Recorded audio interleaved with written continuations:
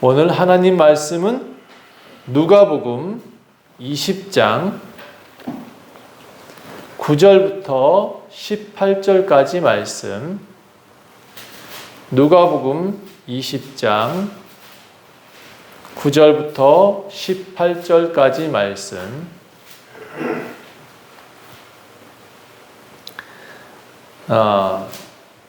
조금 기니까 조금 나눠서 하겠습니다. 교독할게요. 저도 한번 읽고 여러분도 한번 읽고. 제가 먼저 읽겠습니다. 누가복음 20장 9절, 여러분 10절 이렇게 교독합니다. 9절, 그가 또 이 비유로 백성에게 말씀하시기를 시작하시니라. 한 사람이 포도원을 만들어 농부들에게 새로 주고 타국에 가서 오래 있다가 때가 이름에 포도원 선출 얼마를 받지 하려고 한 종을 농부들에게 보내니 농부들이 종을 몹시 때리고 거저 보내었거늘. 다시 다른 종을 보내니 그도 몹시 때리고 능욕하고 거저 보내었거늘. 다시 세 번째 종을 보내니 이 종도 상하게 하고 내쫓습니다. 포도원 주인이 이르되 어찌할까? 내 사랑하는 아들을 보내리니 그들이 혹 그는 존대하리라 하였더니 농부들이 그를 보고 서로 의논하여 이르되 이는 혹자니 그리고 그 이만을 우리의 것으로 만들자 하고 포도원 밖에 내쫓아 죽였느니라. 그런즉 포도원 주인이 이 사람들을 어떻게 하겠느냐? 와서 그 농부들을 죽이라고 포도를 한 사람들에게 죽이라 하니 사람들이 듣고 이르되 그렇게 되지 말았으리이다 하거늘.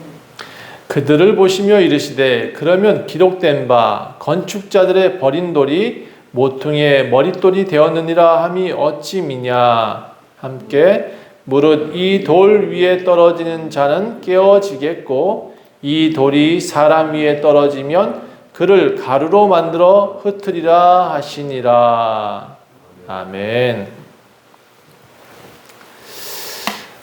오늘 야외 예배를 계획했다가 연기했죠. 다 함께 갈 수 있는 날로 5월 1일 날로 합시다 했는데 어째 오늘 4월 마지막 주 안 나오신 성도님도 많이 계신 것 같아요. 혹시 또 거기로 가셨나 걱정도 되기도 하고 그렇네. 네, 제가 다 연락을 해드렸는데 혹시 모르겠어요. 자, 다음 주는 우리 야외 예배 갑니다. 예, 다른 데 가서 예배를 드리니까 함께 가실 수 있는 분들은 다 함께 가시도록 노력해 주셔야 됩니다. 오늘은 예수의 권위라는 제목으로 말씀을 전하도록 하겠습니다. 또 다른 성경에서는 예수의 권세가 어떤 권세가 있길래 이렇게 묻습니다. 이 권위라는 것은 자리 위자에 써서 어디에 위치하고 있는 사람이길래 당신이 무슨 대통령이나 돼요? 뭐 이런 식의 물음이었어요. 그래서 이 내용이 무슨 내용인지 조금 더 이해가 됐으면 좋겠다 생각합니다. 올해는 제가 담임 목회를 시작한 지 12년째 되는 해입니다. 제가 12년 동안 목회를 했어요, 여기서. 네, 오늘 어르신들이 계셔서 조금 소리를 좀 높여볼게요. 12년째 목회를 하고 있는 해인데 제가 살면서 저보다 하나님이 더 급하신 때가 있었어요. 그게 한 3-4번 정도 있었는데 제가 목회의 길을 가게 하시려고 아주 큰 사건을 경험하게 하신 때가 있었어요. 한 30살 전후. 그리고 제가 전도사가 됐어요. 그런 다음에 제 아내를 만나서 결혼하게 하셨는데 저보다 우리 장인 장모님이 더 빨리 날짜를 잡아버렸어요. 그래서 갑자기 저는 허락해 주세요 라고 하러 갔는데 날짜를 잡아서 결혼을 했어요. 엉뚱하게 날짜가 그렇게 됐어요. 그리고 또 제가 선배들을 뒤로 하고 제가 원주에 담임 목회지로 보내졌어요. 다른 사람들은 다 저보다 뛰어난 사람들이 많았는데 저보고 원주에 가라 그랬어요. 그래서 저보고 원주에 가가지고 목회를 하라 해서 다른 사람들보다 우선해서 저를 이제 원주로 보내줬어요. 그리고 제가 원주 교회에 딱 이제 왔는데 여기가 아니고 저기 사실 임대하던 자리가 있었어요. 전임자가 있었고 그 사람이 이제 임대했던 교회가 있었는데 그 교회에서 제가 오는 날 오고 이제 바로 다음 날이거든요. 자고 다음 날 수요일인데 그날 첫 성도가 왔어요. 그 앞에 있던 전도자는 목사님은 여기 원주에서 3년 반 동안 목회를 해도 한 명도 안 왔는데 저는 오자마자 성도가 생겼어요. 저한테는 참 기적적인 일들이 참 많았어요. 그리고 제가 여기 교회에 와가지고 이제 갑자기 교회를 짓게 됐어요. 아니 그들 첫 성도가 오더니 두 번째 성도가 갑자기 오고 세 번째 성도가 오고 네 번째 성도가 이렇게 가정별로 와가지고 갑자기 네 가정이 되니까 어쩔 수 없이 교회를 지어야 됐어요.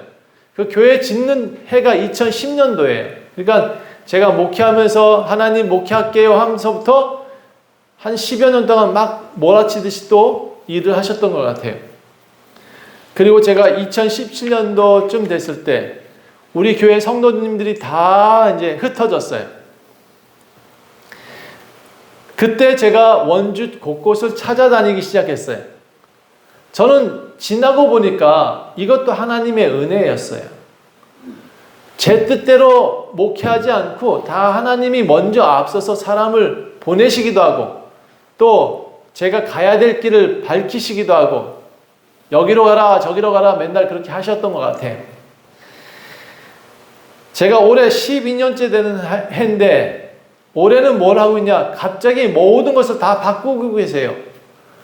버릴 건 다 버리고 새롭게 채울 건 채우고 그렇게 만들어 가시는 것 같아요. 우리 다음 주면 이 장의자가 다 빠지고 이제 개별 의자가 들어옵니다. 그리고 또 이미 또 의자들을 기부해 주신 분도 계시고 또 우리 교인이 아닌데 의자 값을 미리 내신 분도 계세요. 예, 우리 교인 아니에요. 다른데 저기 서울 사람인데 그런 분들이 또 내시기도 하셨고 우리 교인 성도들도 좀 보태서 하셨어요. 그래서 이제 교회 장의자도 다 내보내고 개별 의자를 만들 수 있을 것 같아요. 자, 뭐 변화됐다, 채워졌다 이게 큰 변화는 아니에요. 그런데 12년째 되는 해 여러 가지 일들을 경험하게 하세요. 새로운 성도님도 보내주시고 또 이렇게 새로 다시 코로나도 물러간다. 코로나도 점점 줄어가는 것 같아요.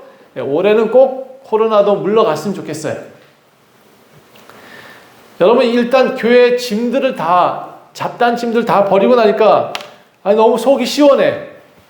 여러분 버리는 것이 비우는 것이 은혜예요. 여러분도 꽉꽉 채우는 거 있으면 좀 버려요. 그것도 은혜인 것 같아요.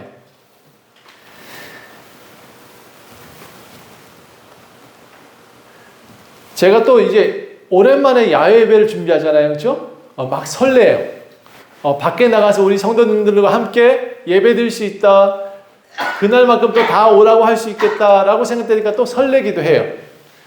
여러분 이제 또 재미있는 것은 제가 여러 일들을 좀 하고 있는데요. 여전히 저를 많이 부르고 많은 사람들이 저를 초청을 해요. 부탁을 하고 요청도 하고. 그런데 원래 올해 들어서면서부터 저한테 글을 좀 써라고 어른님들이 우리 교회 교단에 참빛이라는 잡지가 있는데 그곳에서도 글을 좀 쓰라고 요청이 자꾸 왔었어요. 제가 한 번은 사양했는데 요번에 또 다시 전화 오셔서 김동훈 목사가 하고 있는 목회를 좀 써보래요.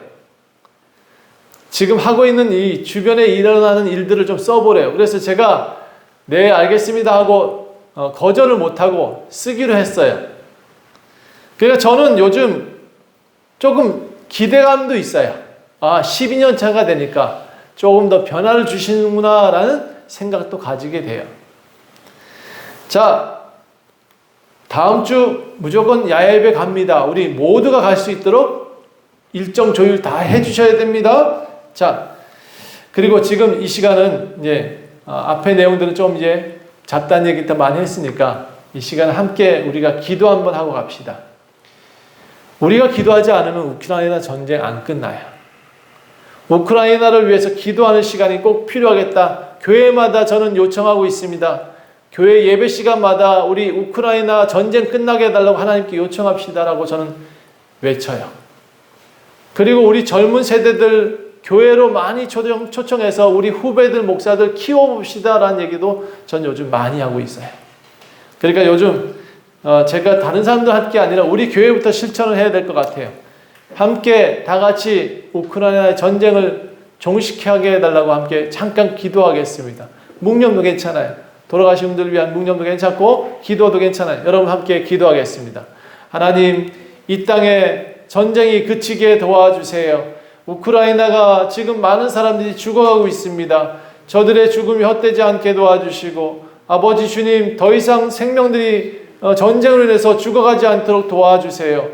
아버지 주님, 푸틴의 야욕을 꺾어주세요. 하나님, 이제 러시아가 더 이상 그렇게 사람들을 죽이는 도구로 사용되지 않게 도와주세요.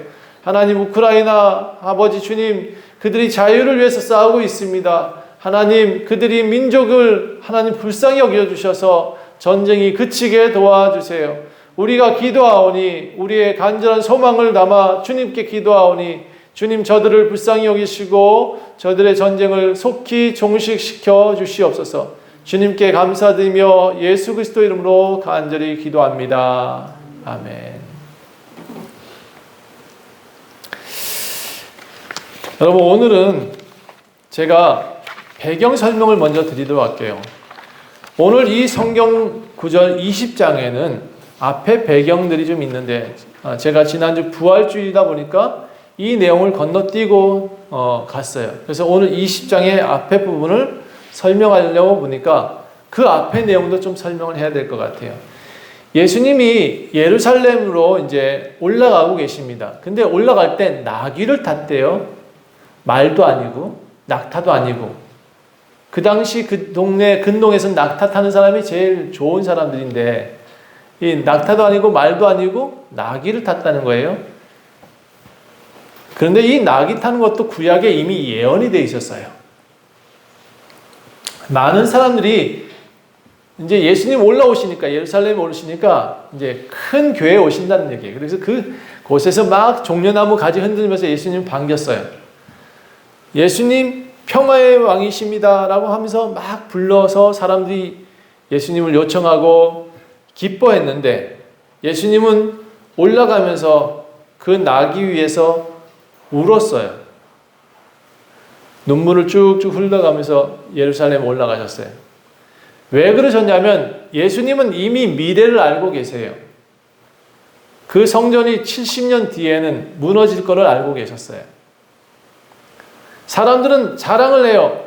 야, 이 성전이 46년 동안 지었거늘, 이렇게 아름답게 지었거늘, 이렇게 좋은 곳을 지었거늘 이렇게 자랑을 하는데 웬걸 예수님은 마음속에 가슴이 답답해요. 올라갈 때 저들의 성전이 이제 없어지고 허탈해하는 그들의 모습들을 미리 보고 계세요. 그래서 올라가서 딱 보니까 성전에 가니까 아니나 다를까 이 성전에서 사람들이 장사를 하고 있는 거예요. 근데 이 장사가 그냥 장사가 아니에요. 그냥 세상 돈을 바꿔서 물건을 그 양을 바꿔가지고 성전에 제물로 제물로 드릴 수 있도록 이렇게 돈 갖고 오거든요. 옛날 사람들은 이제 그 제사를 드리기 위해서 옛날에 자기들이 키운 양을 들고 오지 않고 그 성전 안에서 파는 제물들을 사가지고 제사 제물로 드리네. 돈 없는 사람은 비둘기를 사가지고 제사 제물 드리고 어떤 사람 돈 있는 사람은 양을 사가지고 제사 제물 드리고 그러니까 집에서 기르고 뭐 한 줄 이렇게 경작해서 오는 게 아니었어요.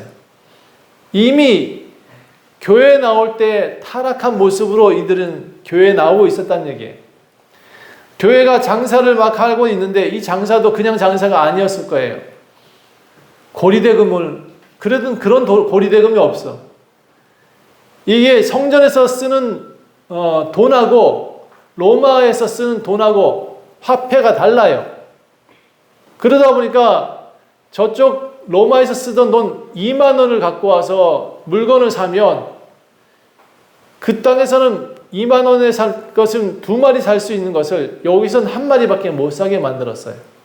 그러니까 엄청나게 인플레를 높여놔가지고 1마리 사가지고 겨우 갖다 놓는 거예요. 그러니까 박리담이 아니라 이게 엄청나게 많은 돈을 남기고 팔았다는 거예요. 그러니까 이 성전에서 장사하는 것을 예수님 보시고 화가 났어요. 예수님도 화가 났어요. 그래서 채찍을 만드셔가지고 막 그들을 내쫓았어요. 나가! 막 상을 다 엎어버렸어요. 그러면서 뭐라고 하셨냐면 내 집은 기도하는 집이다 하였거늘 너네들이 장사하는 집으로 바꿨다. 그러면서 막 화를 내시면서 그 집을 막 흩어버렸어요. 그리고 사람들을 막 흩었어요. 아주 과감하게 쫓아냈어요. 근데 그 모습을 보던 사람들이 있었어요. 그곳에 터줏대감, 대제사장, 서기관, 장로들. 왜냐하면 이 사람들이 그 장사치들한테서 반절을 떼어먹고 살았거든요. 그러니까 이 사람들을 내쫓는 것 자체가 못마땅한 거야. 예수님이 왜 저렇게 와가지고 월권을 할까? 막 이렇게 뒤에서 쳐다보고 있는 거예요. 씩씩댔어요. 그러면서 그때부터 예수님을 어떻게 죽일까라고 이제 생각했어요. 그런데 하루는 예수님이 성전에서 복음을 전하시기 시작했다. 그렇게 사람들 다 쫓아내고 성전에서 딱 자리 잡고는 예수님이 사람들을 가르치기 시작했어요. 그러니까 더 이제 대제사장들, 서기관들, 장로들이 배가 아픈 거야. 자기들이 그곳에서 가르치고 사람들한테 존경을 받았는데 지금 예수님이 그곳에 와가지고 존경을 받고 있거든요. 예수님이 가르치고 있거든요. 그러니까 대제사장들, 서기관이 아무리 떠들어도 예수님한테 다 몰려있지 그들한테 몰려있지 않더라는 거예요. 그러니까 배가 아프지. 그러니까 이 예수님한테 배가 많이 아프니까 이 사람 어떻게 죽일까라고 생각을 하면서 어느 날 괴책을 하나 깨는 생각을 했어요. 이 대제사장, 서기관, 장로들이 발톱을 싹 감추고는 예수님한테 다가와가지고 물어요. 예수님, 도대체 당신은 무슨 권위로 이런 일을 하십니까? 이 말은 이래요. 조금 발톱을 숨겼지만 빚고 와서 그랬을 것 같아. 당신은 무슨 권세가 있길래 아니 누구한테 뭐 로마 정권한테 위탁을 받았어? 아니면 누구한테 위탁을 받았길래 이런 성전에 와서 내가 대제사장인데 나한테 허락도 안 받고 이런 일을 합니까? 라고 묻는 거예요. 그러니까 예수님이 뭐라고 대답했냐? 누구한테 권위를 받았다라고 대답하지 않고 엉뚱한 질문을 또 다시 하세요. 이 일반적인 대화법이 아니세요. 예수님은요, 그들한테 지는 말을 한 적이 없어요. 이 말의 주도권을 빼앗긴 적이 없어요. 제가 보니까 예수님이 사역하신 동안 많은 사람이 질문을 했지만 질문에 즉답하지 않고 다시 물어요. 이거를 무슨 어법이라 표현할지는 잘 모르겠는데 예수님이 도리어 일반적인 답을 주지 않고 도리어 질문을 하시는 화법을 많이 쓰세요. 터줏대감이 듣고 싶은 대로 그들의 대제사장, 제사장, 서기관들이 듣고 싶은 대답을 해주지 않고 도리어 질문을 하면서 더 사람들이 곤란해지는 그런 대화법이에요. 뭐라 그랬냐? 그래, 나도 한 말 묻겠다 이래요. 예수님이. 내가 그러면 먼저 물어볼 텐데 너가 대답해주면 내가 대답할게 이래요. 그리고는 물었어요. 요한의 세례가 하늘로부터 온 거냐 사람으로부터 온 거냐? 그거 대답하면 나도 대답할게 이런 식이었어요. 그러니까 이 대제사장들이 뭐라 그러냐면 자기들이 듣고 싶은 대답 안 하시고 엉뚱한 대답을 하네. 그런데 이 대답을 안 하면 답을 못 들으니까 어떻게 할까라고 하다가 대답을 하는데 결국은 뭐라 그러냐면 아니 나 모르겠습니다 라고 대답을 해요. 이 대제사장 서기관들은 모르겠는데요 이랬어요. 왜 그랬냐? 만약에 요한의 세례가 하늘로부터 왔다라고 하면 너네들은 왜 하나님을 그 요한을 믿지 않았느냐라고 질책을 당할 것 같고, 만약에 요한이 사람으로부터 왔다라고 하면 많은 사람들이 그를 따라다니는데 왜 그 선지자로 많은 사람들이 생각하고 있는데 그 백성들이 분명히 돌로 칠 게 분명했거든요. 요한을 따른 사람이 많으니까 선지자인 이 사람을 믿지 않는 것도 문제고, 왜 너희도 선지자가 아니다라고 말해도 문제가 되는 거예요. 돌 맞을까봐 이 사람들이 뭘 했냐면 모르겠는데요 라고 말을 했다는 거예요. 예수님이 그래서 뭐라 했냐면 아니 나도 모르겠다 라고 대답을 해요. 재밌죠? 예수님은 그렇게 대답을 했어요. 터줏대감은 자기가 듣고 싶은 말을 못 들었어요. 그리고는 꼬리를 확 내리고 도망갔어요. 여러분, 만약 제가 이 교회에 예수님이 딱 들어오셨다. 그럼 사실 저는 여기서 내려갈 거예요. 그렇죠? 예수님이 어떤 권위로 오셨냐? 여러분, 저보다 높은 분이잖아요. 그렇죠? 여러분 보시기 그렇지 않나요? 하나님 아들이신 예수님이라는 거예요.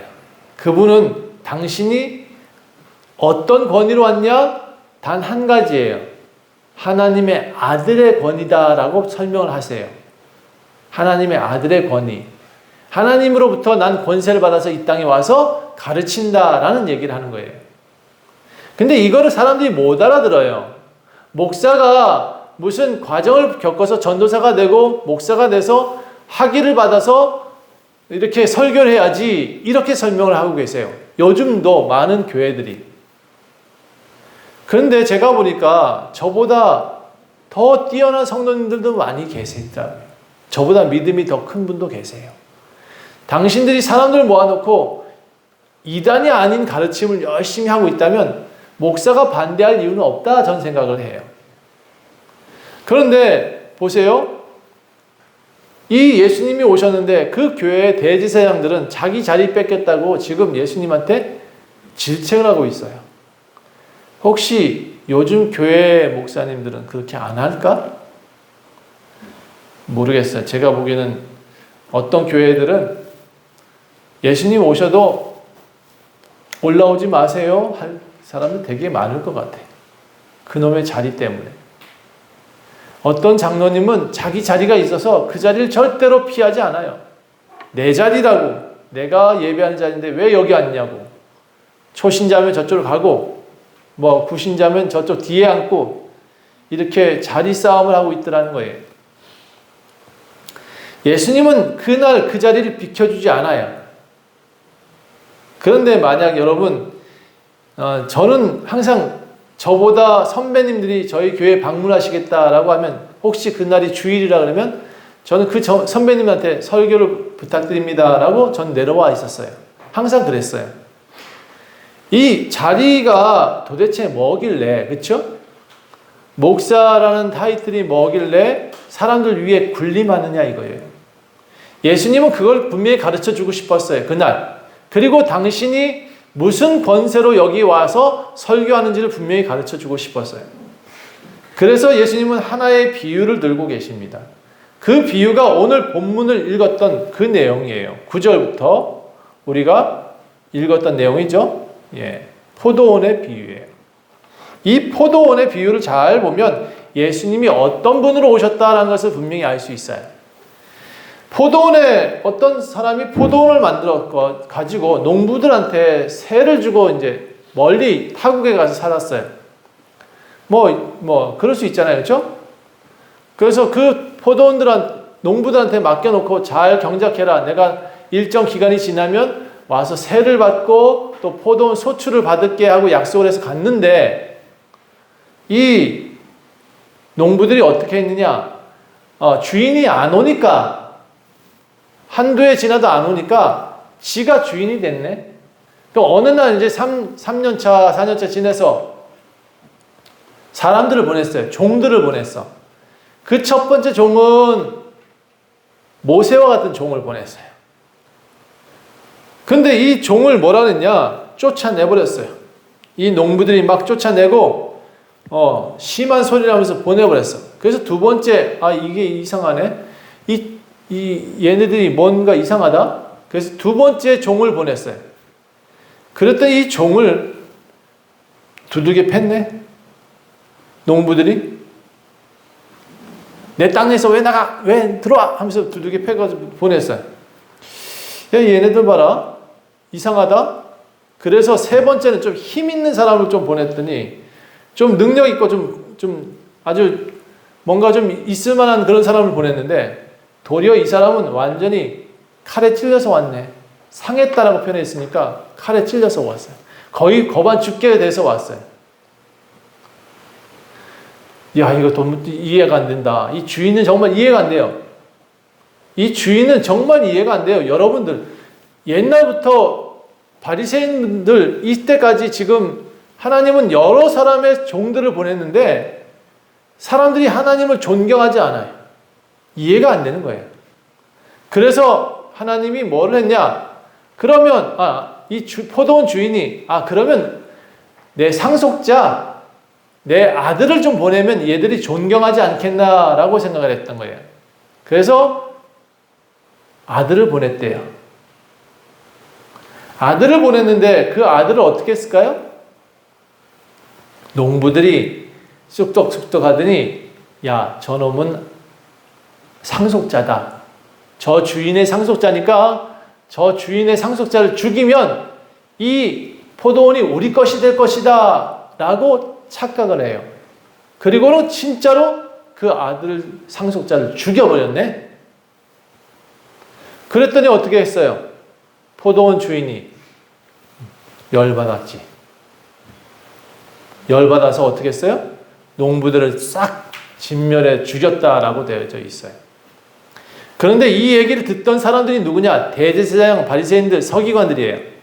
그리고는 무슨 생각을 하게 되냐? 그 포도원의 농부들이 자기들이라는 것을 알게 돼요. 섬뜩하죠?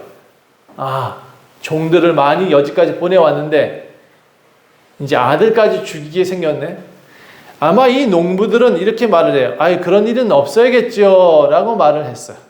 이 농부는, 서기관 대제사장들은 그런 일은 없어야겠죠 라고 말을 하고 넘어가 버려요. 그런데 이게 실제적으로 일어나죠. 예수님을 십자가에 달아버려요. 누가?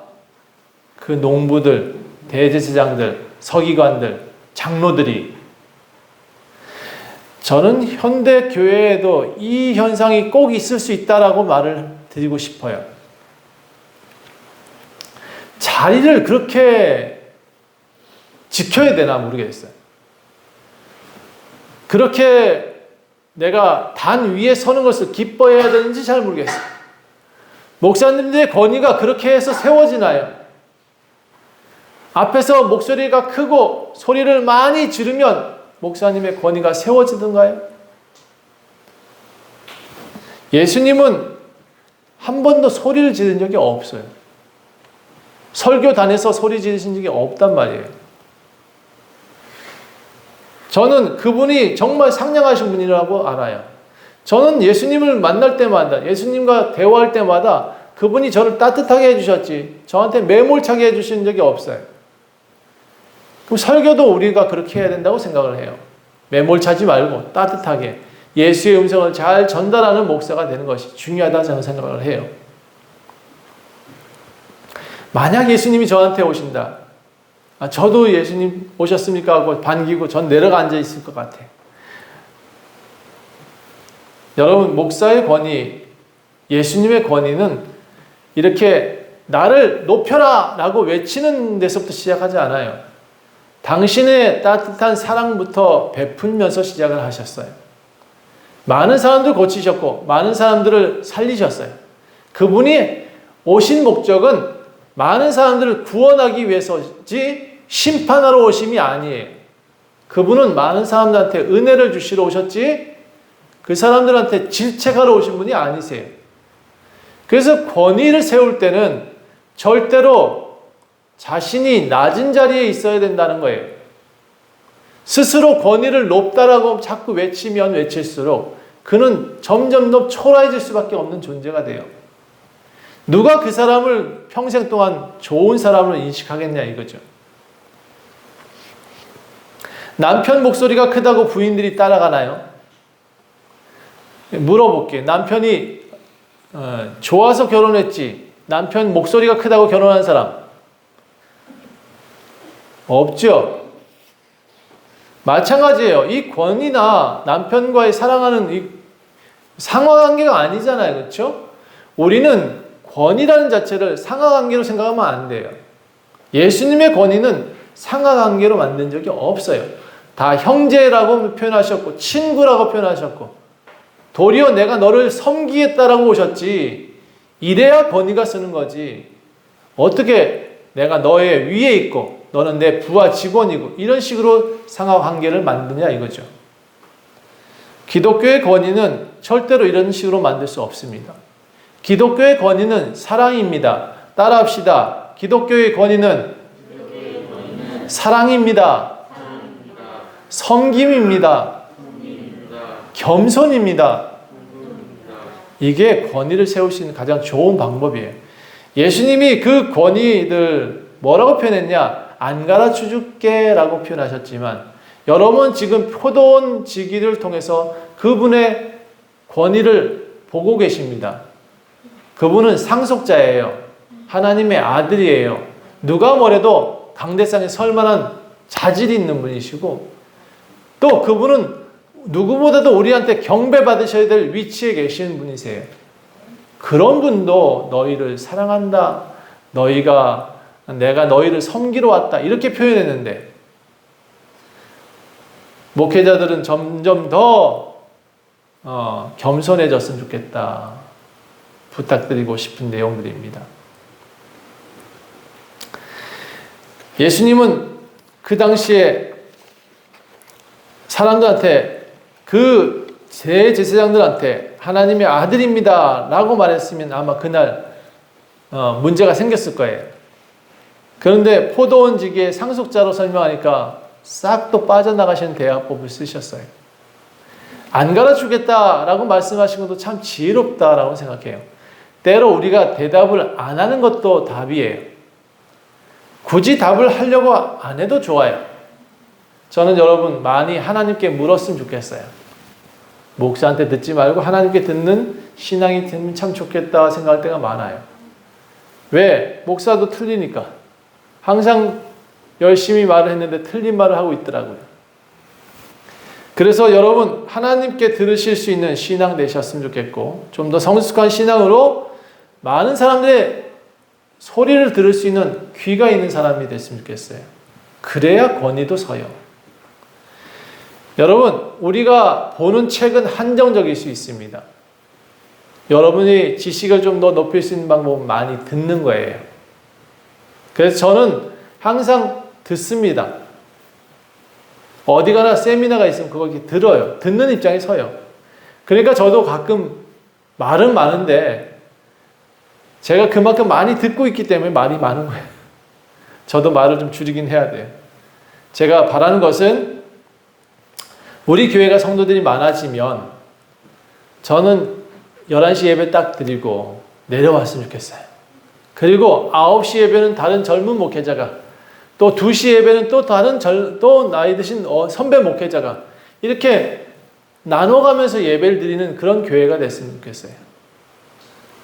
건물을 많이 세우는 것이 아니라 성도들과 교회가 함께 아주 조화롭게 이루어갈 수 있는 그런 교회를 만들고 싶어요. 담임 목사의 권위가 거기에 있는 게 아니라 서로 존중해 줄 수 있는 교회의 모습이 되면 하나님이 그렇게 하셨는데 목사도 그렇게 할 수 있는 거 아닌가요? 전 그렇게 하고 싶어요.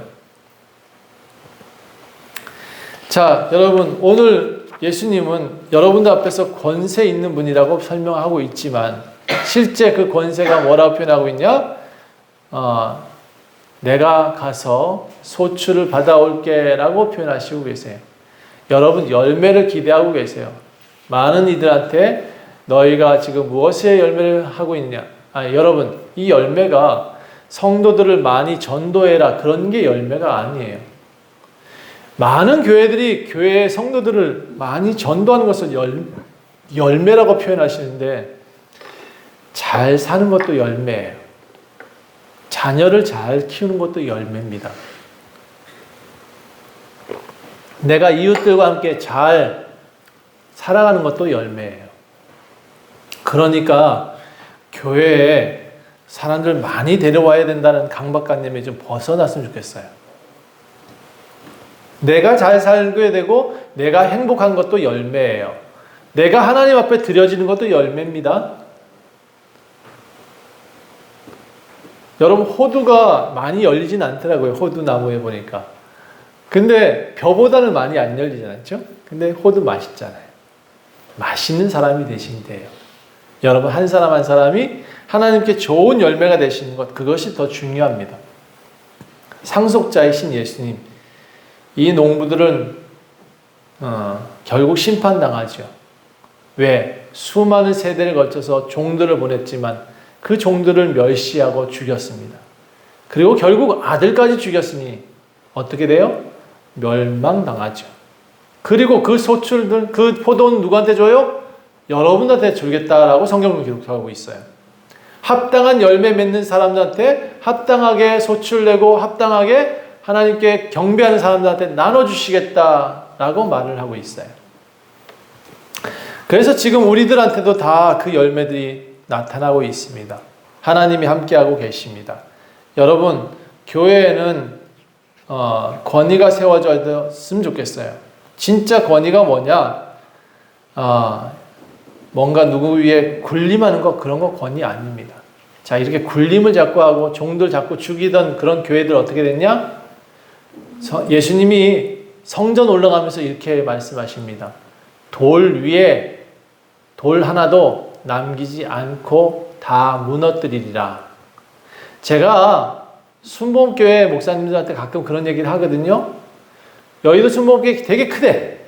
저도 한번 가봤어요. 어마어마하게 커요. 들어가자마자 은행 창구처럼 헌금을 해요. 참 가서 다 엎어버리고 싶었어 제가. 그런데 그 교회가 가서 전 이렇게 얘기를 해요. 이 교회는 100년 뒤에 무너집니다 라고 얘기를 해요. 왜 그러냐? 건물을 너무 자랑을 해요. 자기가 하나님 앞에 바르게 신앙 서 있습니다라고 자랑해야지. 건물 자랑하면 다 무너져요. 우리 교회 몇천 명 모입니다. 이거 자랑할 필요 없어요. 뭐 몇천 명 모여서 뭐 할 건데? 쌀 하나보다 쌀 한 모에 100개 정도 열린다 그래요. 여러분이 호두 하나를 되시는 게 더 나을 수 있다고요.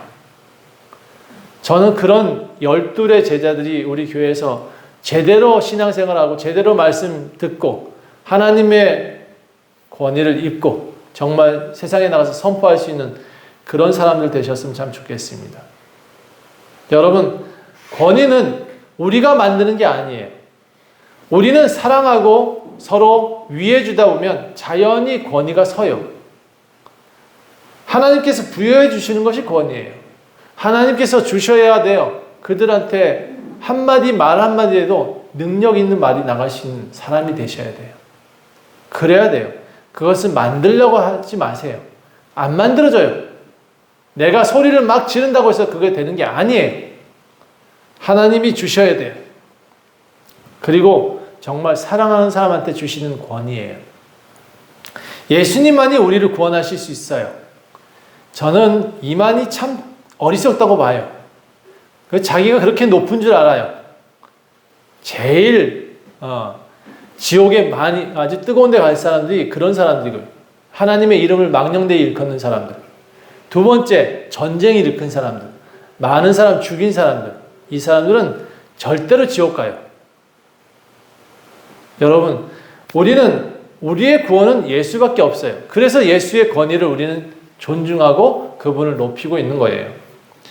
그래서 이 얘기가 좀 뭐냐, 조금 이해가 안 될 수 있는 예화를 또 하나 드셨는데 17절 보시면 그들을 보시며 이르시되 그러면 기록된 바 건축자들의 버린 돌이 모퉁이의 머릿돌이 되었느니라 함이 어찌미냐라고 표현을 해요. 이 내용이 뭐냐, 무슨 내용이냐 그러면 이 건축자들이 돌을 버렸대요. 근데 이 버려진 돌 자체가 요긴하게 쓰여졌다는 거예요. 어떻게? 건축을 다 해놓고 제일 좋은 위치에 머릿돌이 되겠다. 이게 여러분을 가리키고 있어요. 여러분. 우리가 쓸모없다고 생각하는 여러분 한 사람 한 사람이 머릿돌이라는 얘기예요. 그만큼 존귀한 존재라는 얘기예요. 자, 이 돌이 만약에 사람에 떨어지면 너네들도 다 부서질 수밖에 없는 그런 것들인데 모르게 그렇게 자랑하고 사니, 그렇죠? 뭐 그렇게 사람이 돌 맞으면 안 죽어요? 이 얘기가 그렇게 쓰여져 있는 거예요. 사람이 돌 맞으면 다 죽잖아. 너희 그렇게 열심히 머리 들고 뻣뻣하게 설고 그렇게 하지 말라는 거예요. 아무리 큰 교회 목사라도 교통사고 나면 죽어요. 그러니 여러분 너무 목 뻣뻣하게 살지 말아요. 우리 겸손하게 살아요. 서로 사랑하고 살아요. 그러다 보면 우리 자연이 높아져요. 자연이 선생님이라는 소리 듣게 돼요. 제가 요즘 나가서 많은 사람들한테 목사님이라는 소리 듣고 살아요. 우리 교회 성도들 많이 없는데 밖에서는 우리 목사님 오셨습니까? 라고 얘기를 해요. 이게 더 중요하다 저는 생각을 합니다. 여러분 하나님의 권위를 여러분도 가득 받으시기를, 또 그런 권위 속에서 세상을 이기며 살아갈 수 있는 성도님들 되시기를 간절히 축원합니다. 기도하겠습니다. 하나님, 소리를 너무나 지른다 할지라도 내가 다른 사람 위에 군림할 수 없습니다. 내가 능력이 많고 돈이 많다 할지라도 다른 사람을 군림하게 할 수 없습니다. 무릎 꿇게 할 수 없습니다. 예수님이 우리에게 오셔서 우리 예수님만이 구원하실 수 있다는 사실을 우리는 믿어야 될 것입니다. 하나님, 우리 예수님만이 가장 높은 자리에 계십니다. 우리에게 오셔서 우리를 살려주신 예수님을 우리는 믿을 수 있게 도와주시옵소서. 그분이 가장 높으신 분이심을 우리는 항상 인정할 수 있게 도와주시옵소서. 목사보다 항상 예수의 권세가 앞서야 되겠고 말씀이 앞서야 되는 것을 항상 기억하게 도와주옵소서. 오직 주님의 사랑만이 우리를 더 높이게 하신다는 사실도 깨닫게 하옵소서. 주님께 감사드리며 예수 그리스도 이름으로 간절히 기도합니다. 아멘.